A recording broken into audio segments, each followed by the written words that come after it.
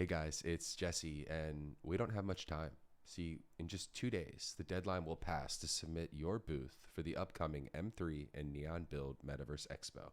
In this video, I'm going to show you how to use the templates that they've provided to quickly spin up a Metaverse booth so that you too can be included in the upcoming event.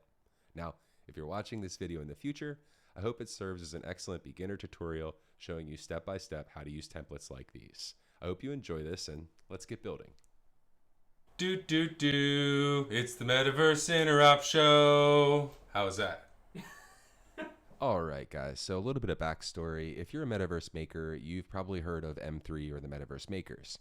Well, Jin, M3, and Neonbuidl have been promoting an upcoming Metaverse conference for the last few weeks, and they were kind enough to create these templates, which make it a lot easier to be able to add a booth of your own. I'll admit I was a little bit intimidated at the idea of creating a space from scratch, and so I decided to create this video showcasing step by step how I use these templates to create an angel booth. So let's get started. All right, so step one, you're going to want to click on download 3D model from this Sketchfab link, which will be available below. You'll see various different file formats, including USDZ and GLTF. Click on GLB and click on download. Once you've saved, go ahead and X out. Next, you'll want to make sure that you have a new version of Blender installed. You'll want to left click drag and delete everything in the scene. Then you'll go up to File, Import, and select the GLTF/GLB. Find the template and import it. You can also go up on the top right and you'll see those little spheres. If you click on the third or fourth sphere, you'll be able to see the colors and materials. So they really did set us up with success. There are, I believe, 15 different templates here that come with the pack.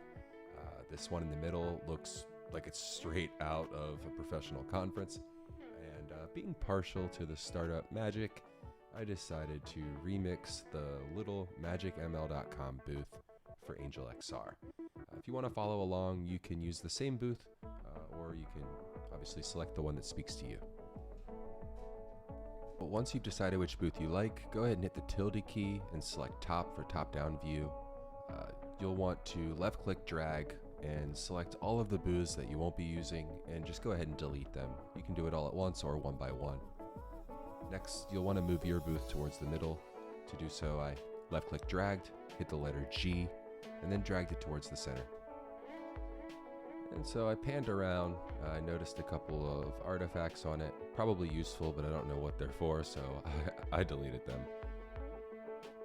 And now I think we're set up for success. Time to get modifying. So the next step is to click on any of the images and then go to the shading tab. You're going to see materials pop up in a node-based editor like this one. You can go ahead and click the drop down and just get familiar. There's the various materials that are coming attached to these templates, so you can scroll through them and see how it works. Click on the X when you're ready, and then click on open, and that'll let you add your own logo. For me personally, I was having trouble finding a logo that was going to fit, so I hopped over into my Figma instance, and Figma is a great tool for designing, and it's really easy to modify or export images on demand. I found one I liked and saved it. Next, I came back into Blender, clicked back on that folder, and imported my new image. It was a little bit upside down, so fortunately I'm using a tool called the Node Wrangler add-on. A ton of tutorials out there on how to use it.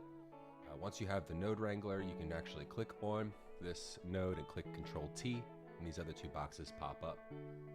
You'll notice I started tweaking the rotation of the Y and Z to be sure to flip my logo back around the right direction.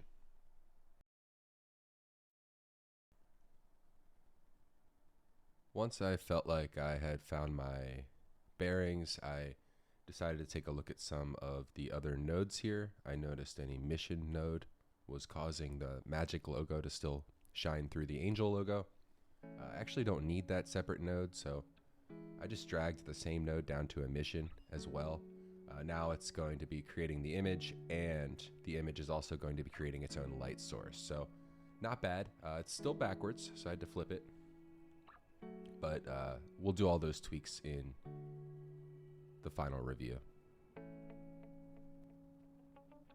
Next up, I set my sights on the text for the website that sat above the back image. When you click on it, you can see it has its own new material.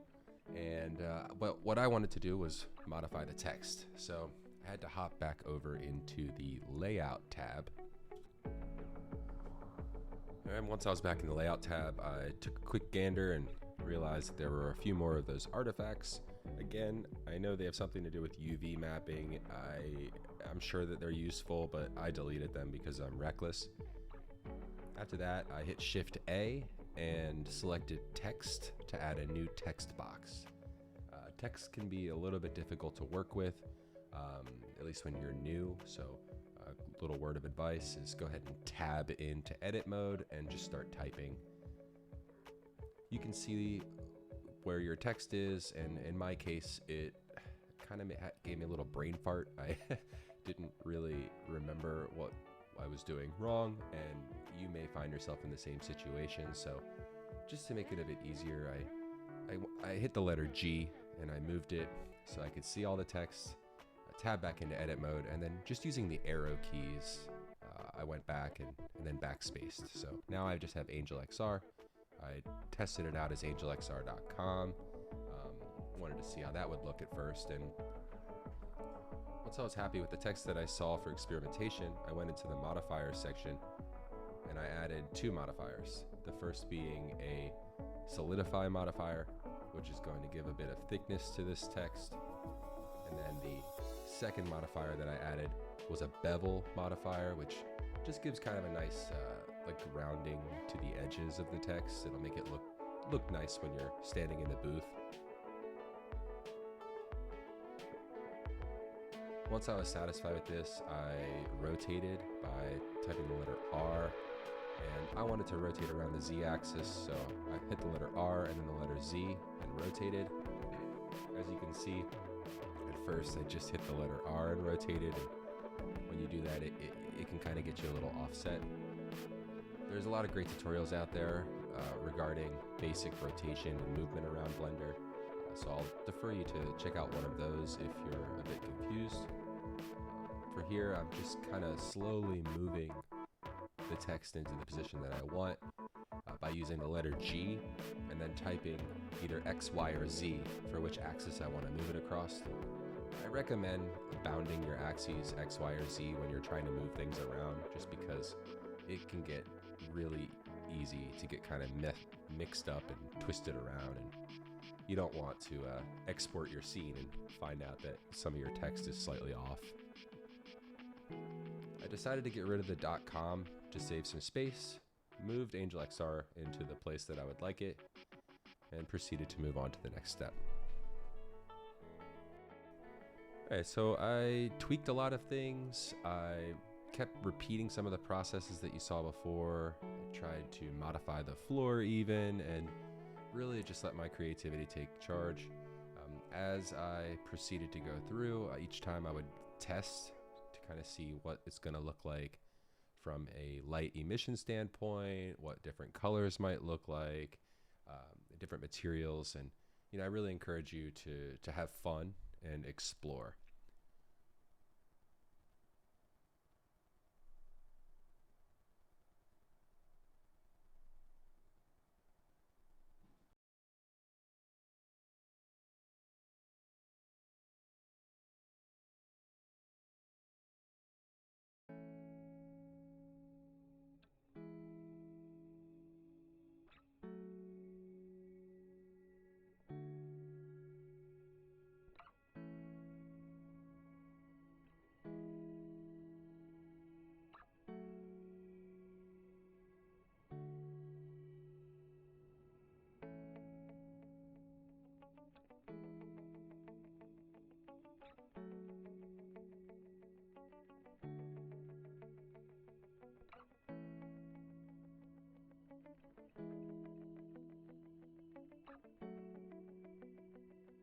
Once I felt like I had it in pretty good shape, I prepared to export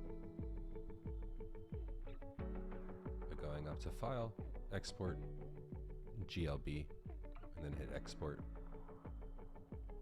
I then opened up a new Blender environment, cleared it out, and imported my booth to see if it worked.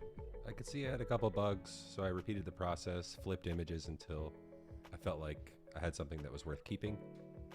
As I mentioned before, I decided to go with a purple reflective floor instead because that would export well. And once I was satisfied, it was time to test. So I know that the conference is going to be in a HyperFi based world, and fortunately I own a HyperFi based environment, so I was able to test directly. I opened up my HyperFi, logged in, went into edit mode, and it was just as simple as adding a model. Imported my booth, and as you can see, it looks fantastic. I even snuck in a little Easter egg. There's another GLB, the Angel 43 Diamond Scarcity Crypto Voxels parcel, that little building you see there. Actually put it in our booth, so pretty proud of that. And once I had confirmed that my booth was going to work in HyperFi, I shot that GLB file over to Jin in a Discord message so that they can add it to the Neon Street.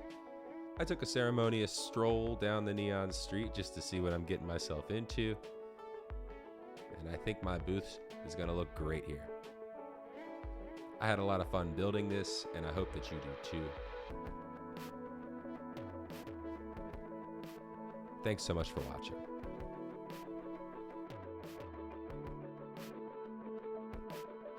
It's the Metaverse Interop show. How was that?